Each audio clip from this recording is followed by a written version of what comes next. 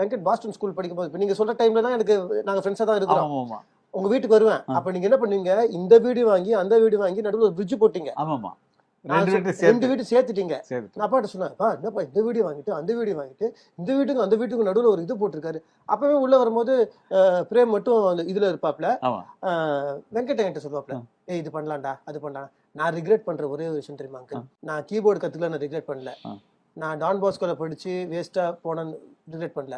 நான் அடிக்கடி சினிமாவில் சொல்லி ரிக்ரெட் பண்ற ஒரே விஷயம், சரோஜா படத்துக்கு வந்து பிரபு சொல்றாப்ல, டேய் வந்துடுறா, என் கூட அசிஸ்டன்ட் டைரக்டரா வந்து ஜாயின் பண்ணிடு, கேரக்டரும் பண்ணிடு, இப்போதைக்கு உனக்கு 10,000 ரூபாய் சம்பளம் தரேன்டா அப்படின்னு. நான் 2 பேரும் ஏவியில் உட்காந்து பேசிட்டேன். அப்ப நான் சொன்னேன், இல்ல மச்சி இன்ஸ்டால்மெண்ட்ல ஒரு ஸ்கார்பியோ கார் வாங்கிட்டேன், அந்த காருக்கு 11,000 ரூபாய் டியூ கட்டணும், நான் சீரியல் பண்றேன்டா.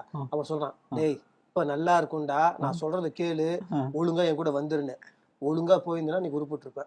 நான் ரிக்ரெட் பண்ற ஒரே விஷயம் தான். நான் எல்லாம் என் ஒய்ஃப்கிட்டையும் சொல்லுவேன், பிரபு கூப்பிடும் போதே போயிருக்கணும், பிரபு கூப்பிடும் போதே போயிருக்கணும், சீரியல் இங்க உட்காந்து சரி ஏதோ இன்னைக்கு இருக்கிறோம், பட் அது நான் மிஸ் பண்ணிட்டேன்.